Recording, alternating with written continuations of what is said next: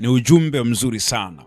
Shamba lako kulilinda. Anasema lakini shamba langu sikulilinda. Shamba langu mwenyewe sikulilinda.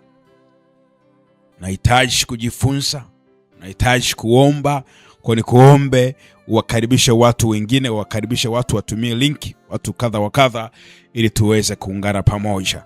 Kuna neno la baraka ambalo Bwana ameliandaa kwa ajili yetu na ujumbe mzuri sana ambao Mungu ameuandaa. Mungu akupe kusikia na Mungu akupe kuelewa, na neema ya Bwana iwe pamoja na wewe. Karibu sana, karibu sana. Bwana Yesu asifiwe sana. Haleluya watu wa Mungu, Bwana asifiwe sana. Tumsifu Yesu Kristo. Tunamshukuru Mungu sana kwa ajili ya siku nzuri ya baraka na neema ambayo Mungu ametupa. Hii ni maisha. Yesu akawaambia wanafunzi wake, wapeni ninyi chakula. Tunamshukuru Mungu ambaye ametupa nafasi na neema hii kubwa kwa ajili ya kutafakari maneno yake ya uzima na kipekee kuomba.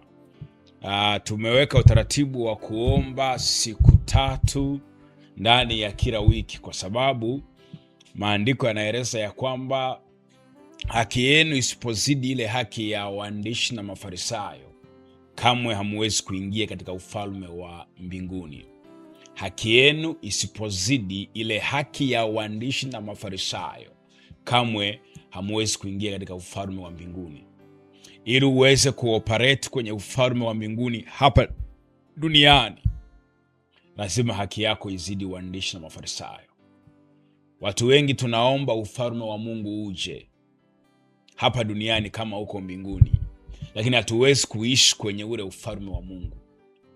Hatuwezi kutembea kwenye ule uungu katika ufalme wa mbinguni hapa duniani. Kwa hiyo ili uweze kuingia kwenye ufalme wa mbinguni hapa duniani, uishi maisha ya uungu hapa duniani, lazima haki yako iwazidi waandishi na Mafarisayo. Na Farisayo mmoja akasimama kuomba, akamwambia Mungu kwamba mimi si kama hawa watoza ushuru. Akasema mimi ninafunga mara 2 kwa juma na kutoa zaka katika mapato yangu yote. Sifa ya Farisayo ni uwezo wake wa kutoa zaka katika mapato yake yote.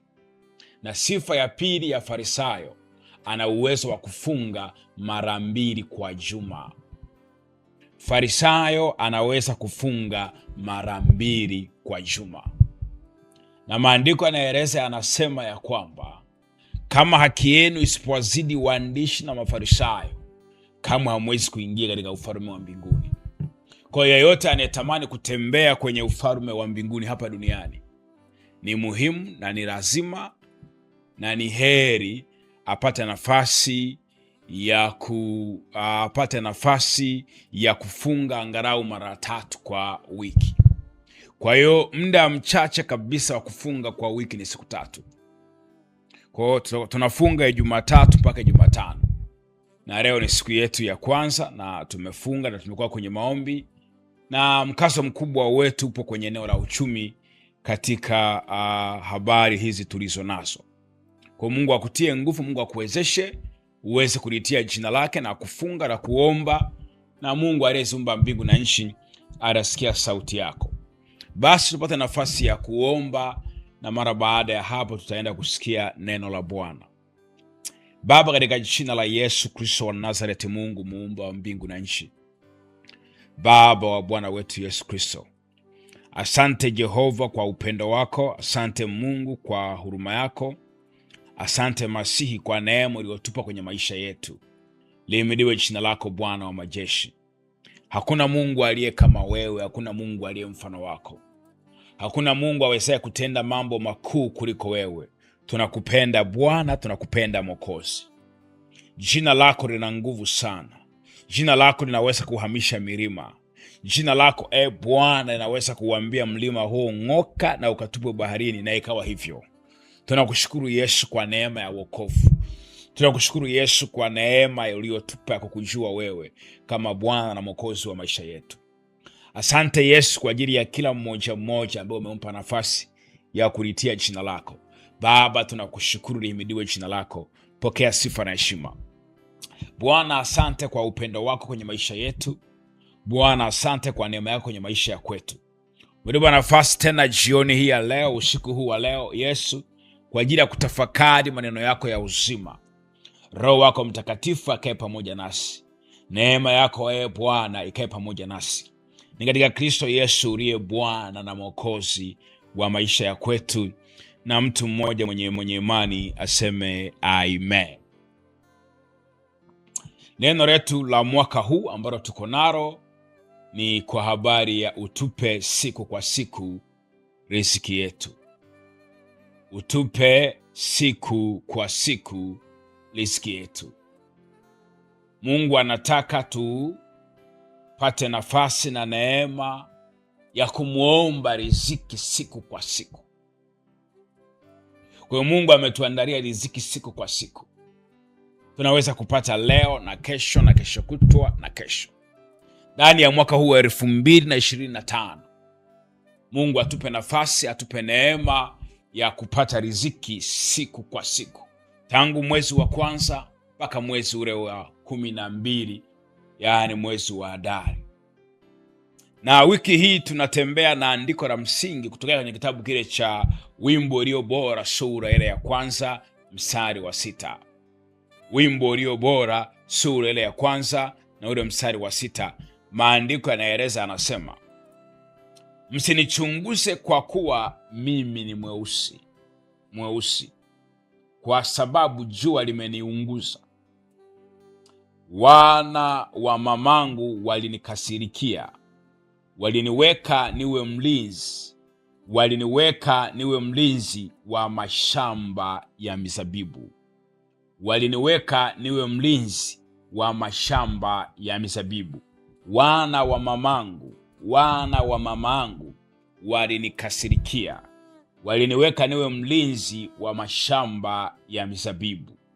Bali shamba langu mwenyewe sikulilinda. Bali shamba langu mwenyewe sikulilinda. Bali shamba langu mwenyewe sikulilinda. Bali shamba langu mwenyewe sikulilinda. Tunazungumza leo kuhusu shamba langu mwenyewe. Ujumbe ambao tuko nao wiki hii una kichwa kinachosema shamba langu mwenyewe. Shamba langu mwenyewe. Ndio ujumbe ambao tuko nao kwa ajili ya kutafakari pamoja na kujifunza pamoja na kuomba kwenye siku hizi 3 ambazo tuko nazo. Shamba langu mwenyewe. Shamba langu mwenyewe. Kitabu cha Wimbo Ulio Bora ni kitabu ambacho kimeandikwa na mtumishi wa Mungu Suleiman, lakini pia pamoja na mke wake kipenzi. Na kuna mafundisho mazuri, makubwa na mapana yenye upeo mkubwa sana kutokea kwenye Wimbo Ulio Bora. Watu wengi wakisikia habari za Wimbo Ulio Bora wanawaza mapenzi, wanawaza ndoa, wanawaza mahusiano. Lakini Wimbo Ulio Bora ni kitabu kizuri sana kufundishia masomo ya uchumi. Ni kitabu kizuri sana kufundishia masomo ya vita ya kiroho. Maandiko yanaeleza, yanasema, wana wa mamangu walinikasirikia. Wana wa mamangu walinikasirikia. Kile kipengele B kinasema, wana wa mama yangu walinikasirikia, wakaniweka niwe mlinzi wa mashamba ya mizabibu. Wakaniweka niwe mlinzi wa mashamba ya mizabibu. Mwandishi wa kitabu cha Wimbo Ulio Bora anaeleza kuna chuki watu walikuwa nayo dhidi yake. Kuna ubaya watu walikuwa nao dhidi yake. Walichokifanya, wakampa ajira, wakamweka awe mlinzi wa mashamba ya mizabibu. Kwa hiyo nataka uone ya kwamba hawa watu walikuwa wanamchukia. Hawa watu walikuwa wanamkasirikia. Adhabu yao kubwa dhidi ya chuki waliokuwa nayo, wakampa ajira, na ajira yenyewe akawa ni mlinzi wa mashamba ya mizabibu. Wakampa ajira, akawa ni mlinzi wa mashamba ya mizabibu. Kwa hiyo tukizungumzia kuhusu chanzo chake cha mapato, huyu mwandishi wa kitabu cha Wimbo Ulio Bora ni kazi ya ulinzi.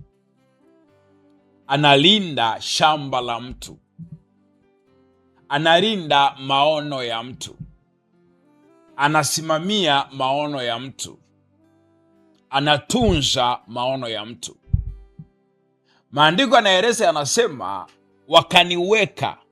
wakaniweka niwe mlinzi wa mashamba ya mizabibu. Kazi yake kubwa ni ulinzi.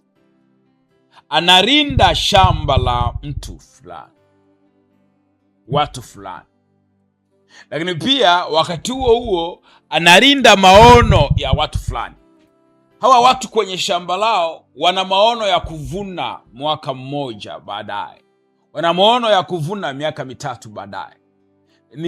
Ni shamba la mizabibu, wana maono ya kuvuna miaka 5 baadaye. Kwa hiyo amewekwa awe mlinzi wa maono ya watu wengine. Lakini pia maandiko yanaeleza, yanasema walivyomweka awe mlinzi. Ulinzi maana yake pia anatunza shamba la watu, maana yake pia anatunza maono ya watu wengine. Watu wa Mungu, kufanya kazi ya kulinda shamba la mtu mwingine sio jambo baya, sio dhambi. Kufanya kazi ya kulinda maono ya watu wengine sio jambo baya, ni jambo la heri. Kufanya kazi ya kutunza maono ya watu wengine sio jambo baya, ni jambo la heri. Kuna watu ambao wamefanikiwa wakati wakitumikia maono ya watu wengine. Kuna watu ambao wamepata matokeo kwenye maisha yao ni kwa sababu tu walikuwa wanatumikia maono ya watu wengine. Yusufu alikuwa na ndoto, Farao alikuwa na ndoto, lakini ili ndoto ya Yusufu iweze kutimia, lazima aitumikie ndoto ya Farao, atunze ndoto ya Farao, atafasiri ndoto ya Farao, ailinde ndoto ya Farao. Wakati Yusufu anatumikia ndoto ya Farao, na ndoto yake ikatimia. Kwa hiyo kulinda shamba la watu wengine sio jambo baya. Sasa wakati ule Agano la Kale na miaka hiyo, zama hizo, shamba ama kilimo kilionekana kama ndio chanzo cha mapato kikuu kwenye maisha ya watu. Kwa hiyo kiufunuo anaposema waliniweka niwe mlinzi wa mashamba ya mizabibu, maana yake ni kama walimwajiri kwenye vyanzo vyao vya mapato, kama ambavyo wewe umeajiriwa na shirika fulani, kama wewe ambavyo umeajiriwa na taasisi fulani, kama wewe ambavyo umeajiriwa na mamlaka fulani, umewekwa uwe mlinzi wa shamba lao. Kama umeajiriwa na serikali, maana wewe ni mlinzi wa chanzo cha mapato cha serikali. Kama umeajiriwa na taasisi za kijamii, wewe ni mlinzi wa shamba lao. Unalinda maono ya taasisi, unalinda maono ya serikali. Kama wewe ni daktari, maono ya serikali ni kuhudumia jamii yote kwenye masuala ya afya, na wewe unafanya hiyo kazi, unalinda maono yake. Kama wewe ni polisi, kazi mojawapo ya serikali ni kuhakikisha kwamba kuna amani na usalama, na wewe unafanya kazi hiyo, unalinda maono ya serikali. Kila mtu ambaye ameajiriwa mahali, kazi yake kubwa ni kulinda maono ya mwajiri wake. Kama umeajiriwa mahali, kazi yako kubwa ni kulinda maono ya mwajiri wako. Kama mwajiri wako anataka aisaidie jamii, utayalinda hayo maono. Kama mwajiri wako anataka anyanyase wananchi ama anyonye wananchi, na wewe utayalinda maono hayo, utafanya kazi hiyo. Kwa nini? Unapokuwa umewekwa kwenye shamba la mtu, ukapewa kazi ya ulinzi, ukapewa ajira, ni kazi yako ni kulinda maono ya mwajiri wako. Na ndio maana kufanya kazi kwenye ofisi ambayo hujui maono ya ofisi ni umepotea njia. Lazima ufahamu maono ya ofisi ili ufanye kazi sawasawa na maono ya ile ofisi. Hasa maandiko yanaeleza, anasema huyu aliwekwa kuwa mlinzi kwenye mashamba ya wana wa mama yake. Maanake waajiri waliomwajiri huyu walikuwa ni ndugu zake, walikuwa ni wana wa mama yake, walikuwa ni wana wa mamangu. Inawezekana kaka zake ambao wamezaliwa tumbo moja ndio waliomwajiri kuwa mlinzi wa mashamba ya mizabibu. Maana anasema ni wana wa mamangu. Inawezekana huyu anayetajwa kuwa mama yake alikuwa ni mama yake wa kambo, lakini huyu mama yake wa kambo ana watoto aliowazaa na baba yake. Kwa hawa watoto wamemwajiri dada yao mkubwa, wamemwajiri dada yao mdogo, wamemwajiri kaka yao mkubwa. Kazi yake ni ipi? Biblia inasema kwamba wakaniweka kuwa mlinzi wa mashamba ya mizabibu. Kwa hakikisha ya kwamba mizabibu imemea na imezaa. Hakikisha ya kwamba mizabibu haiharibiwi, mizabibu haivamiwi. Shamba hili la mizabibu linakuwa salama. Ndiyo ilikuwa ni kazi yake, ndiyo ilikuwa ni ajira yake, na waajiri waliomwajiri ni ndugu zake. Tuna watu wengi ambao wameajiriwa na ndugu zao. Sio jambo baya kuajiriwa, sio jambo lisilofaa kuajiriwa. Kuajiriwa ni jambo la heri, kuajiriwa ni jambo la baraka. Lakini shida inakuja, anasema waliniweka niwe mlinzi wa mashamba ya mizabibu, bali shamba langu mwenyewe sikulilinda. Huyu aliyepewa kazi ya kulinda shamba, aliyepewa ajira ya kulinda shamba, na yeye alikuwa na shamba lake, na yeye alikuwa na shamba lake. Hakuwa maskini, alikuwa na shamba lake. Okay, ni mtu ameajiriwa kwenye maono ya mtu, sio jambo baya, ni jambo la baraka. Lakini na yeye pia ana maono yake. Ameajiriwa kwenye shamba la mtu, lakini na yeye pia ana maono yake. Nisikilize vizuri. Nataka uone jambo la kwanza. Unaruhusiwa kutumikia maono ya watu wengine, ya taasisi, ya Jamhuri ya Muungano wa Tanzania, lakini pia na wewe ukawa na maono yako. Unaruhusiwa kutumikia shamba la ndugu zako, kutumikia shamba la mwajiri. Unaruhusiwa kuwa kwenye shamba la mwajiri, lakini pia na wewe pembeni kuwa na shamba lako. Inawezekana. Huyu ndugu alikuwa ameajiriwa kwenye mashamba ya ndugu zake, lakini pia na yeye alikuwa na shamba lake. Anatumikia maono ya ndugu zake, lakini pia na yeye ana maono yake. Anatumikia maono ya serikali, anatumikia maono ya taasisi, NGO, anatumikia maono ya mwajiri Mangi Mkinga wa Kariakoo, lakini pia na yeye ana maono yake.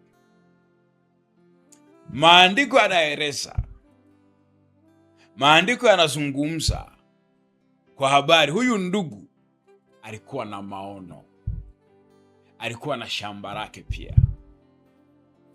Tatizo linakuja wapi? Nguvu aliyokuwa anaitumia kwenye shamba la mwajiri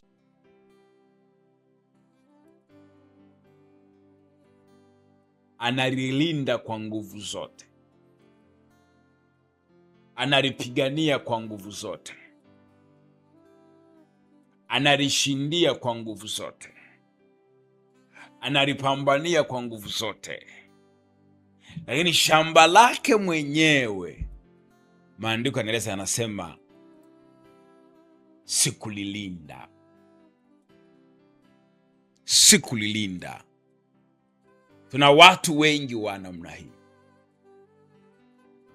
tuna watu wengi wa tabia hii, tuna watu wengi ambao wanafanyia kazi maono ya watu wengine, wanafanyia kazi maono ya serikali, wanafanyia kazi maono ya halmashauri,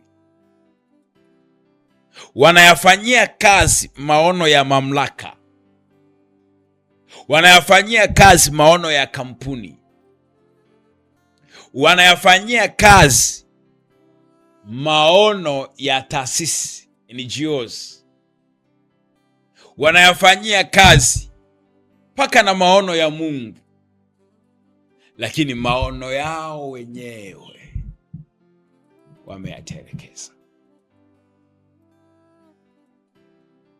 Maono walionayo kwenye mioyo yao, mawazo makubwa ya kiuchumi, mawazo makubwa ya kimapinduzi, mawazo makubwa kuhusu hatima zao, mawazo yao wanayatelekeza. Kanisa na watu wa Mungu anasema waliniweka kwenye mashamba ya mizabibu. Ona, alikuwa anaweza kulinda mashamba ya mizabibu. Huyo mtu alikuwa na uwezo wa kulinda zaidi ya mashamba 5, zaidi ya mashamba 6, na hawa waliomwajiri walikuwa ni wana. Kwa hiyo mtu, inawezekana kila mwana alikuwa na shamba lake. Tuashumu watoto walikuwa 9, manake watoto 9, kila mtoto ana shamba moja. Alikuwa ameajiriwa na watu 9 kwenye mashamba 9, na kazi yake ni ulinzi, na bado alifanya kazi ya kulinda mashamba yote 9, lakini shamba lake moja hawezi kulilinda. Kuna watu wameajiriwa sehemu mbalimbali, ameajiriwa serikalini, anapiga kiraka mahali, yani mawazo ya watu, maono ya watu, mipango ya watu wengine anaweza kuifanyia kazi. Biashara ulioajiriwa ni mawazo ya mtu ambaye wewe amekukaribisha hayo mawazo alionayo, hayo maono alionayo uyafanyie kazi, na kweli yale mawazo unayatumikia. Ajira ulionayo serikalini ama kwenye taasisi ama kwenye shirika ni mawazo ya watu, ni maono ya watu, na wewe unayatumikia. Kuna mtu anaweza kufanya kazi sehemu 5. Hizi sehemu 5 zote ni anatumikia mawazo ya watu 5 tofauti, lakini mawazo yake mwenyewe hawezi kuyatumikia. Lakini maono yake mwenyewe hawezi kuyatumikia. Shamba lake mwenyewe hawezi kulilinda. Maandiko yanasema niwe mlinzi wa mashamba ya mizabibu, bali shamba langu mwenyewe sikulilinda, bali shamba langu mwenyewe sikulilinda, bali shamba langu mwenyewe sikulilinda. Fikiria mtu anatumia nguvu kubwa kulinda mashamba 9 ya ndugu zake. Ameajiriwa, anasema waliokuwa mwajiri wanaitwa ni wana wa mama yake, na maana anasema ya kwamba walimweka awe mlinzi wa mashamba, sio shamba moja, awe mlinzi wa mashamba. Maana alikuwa anafanya kazi ya ulinzi kwenye mashamba zaidi ya 5, kwenye mashamba zaidi ya 9, kwenye mashamba zaidi ya 10, kwenye mashamba zaidi ya 20. Lakini anajuta, anasema, lakini shamba langu mwenyewe sikulilinda. Shamba langu mwenyewe sikulilinda. Okay, kwa lugha ya uandishi ni kwamba alikuwa anafanya kazi ya ulinzi kwenye mashamba yakastawi, lakini yeye mwili wake hakuulinda. Analinda mashamba, halindi mwili wake, hana mwamvuli, hajakata majani akajiweka mwamvuli, ndio maana akawa mweusi. Amerinda mashamba ya watu wengine, lakini shamba lake, mwili wake, anasema hakuulinda. Okay, kwenye uzalishaji ameajiriwa kwenye mashamba ameajiriwa kwenye mashamba 9, na yeye ana shamba lake mwenyewe, anaweza kutumikia watu 9, anaweza kufanya kazi maono ya watu 9, lakini maono yake, ono lake moja, jambo lake moja alilonalo, mpango wake mmoja alionao, hawezi kufanyia kazi. Tumelinda biashara za watu wengine, tumelinda taasisi za watu wengine, tumelinda maono ya watu wengine, tumelinda maono ya serikali, maono ya makampuni, tumefanya kazi vizuri, tumelinda maono yao, lakini maono yetu wenyewe, just ono lako moja tu, mpango wako mmoja tu, umeshindwa kuulinda, umeuterekeza. Kati ya maandiko makali sana ni hili, kati ya maandiko yanayokasirisha ni hili. Anasema waliniweka niwe mlinzi wa mashamba ya mizabibu, lakini shamba langu mwenyewe sikulilinda.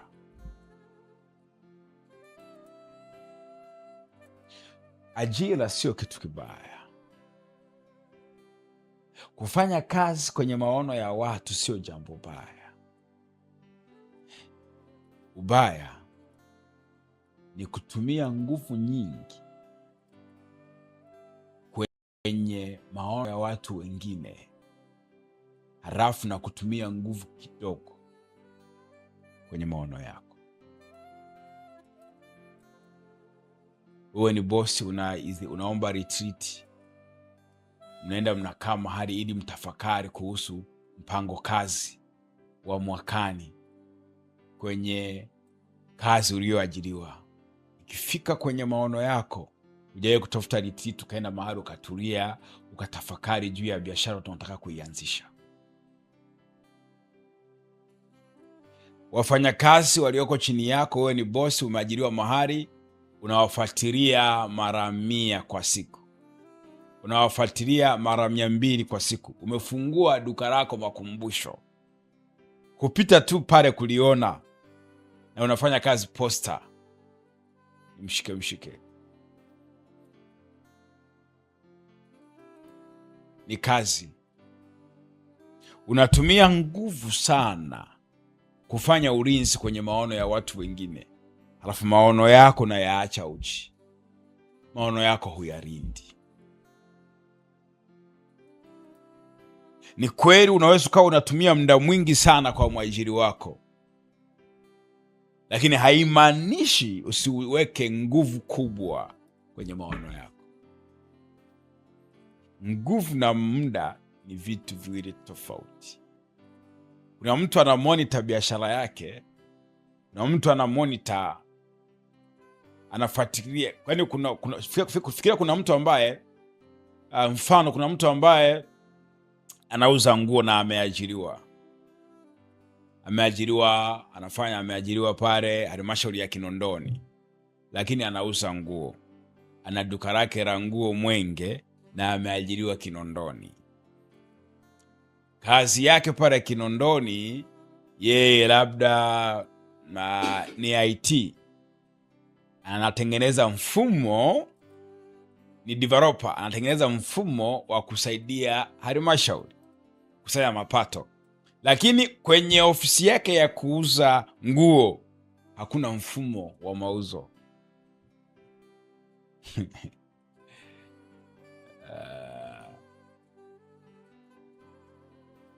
Okay, anafuatilia, anasoma mambo ya IT, yuko vizuri, anatafuta maarifa mambo ya IT, lakini hauwezi kumkuta anafuatilia mambo ya biashara ya nguo. Wengine wanauzaje, wanaagiza wapi nguo, fashion gani iko mjini, hajui hayo mambo, hafuatili sana. Ila kwenye IT developers wapi kina mfumo gani mpya sasa unatumika China, Ghana, wakoja, anafuatilia, yuko vizuri. Ila kufuatilia mambo ya biashara nguo na nini, kwa yeye amejikita zaidi kwenye kulinda shamba la wana wa mama yake kuliko kulinda shamba lake.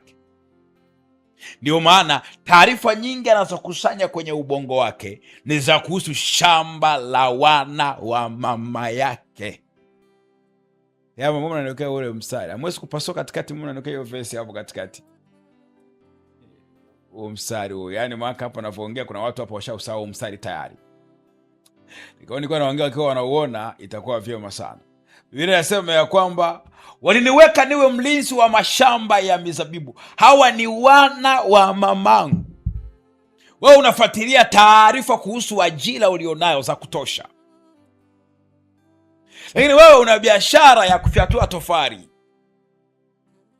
Ni kweli wewe ni mwajiriwa, umeajiriwa, unafanya kazi fulani, unafanya kazi taasisi fulani, kampuni, ila una mradi wako wa kufyatua tofali. Hufuatilii simenti mpya siku hizi imekujaje, simenti kampuni na hii ikoje, hufuatilii kutaka kuuza unafanyeje, hufuatilii machines za kufyatua tofali mpya zikoje. Wewe umejikita na masuala yako ya mwajiri. Una taarifa nyingi kuhusu mashamba ya wana wa mama yako kuliko taarifa kuhusu shamba lako mwenyewe. Kuna shida mahali. Mimi sisemi kwamba msijitume kwenye ajira zenu, msinikoti vibaya. Mimi sisemi ya kwamba msifanye kazi kwa bidii kwenye ajira za mabosi wenu. Mimi hoja yangu ya msingi, jambo langu la msingi ni kwamba ile nguvu unayoitumia kulinda shamba la wana wa mama yako, nguvu hiyo itumie kulinda na shamba lako. Sasa kuna wengine sasa hata mashamba hawana, walishayauza. Una wengine hata mashamba hawana, walishauza.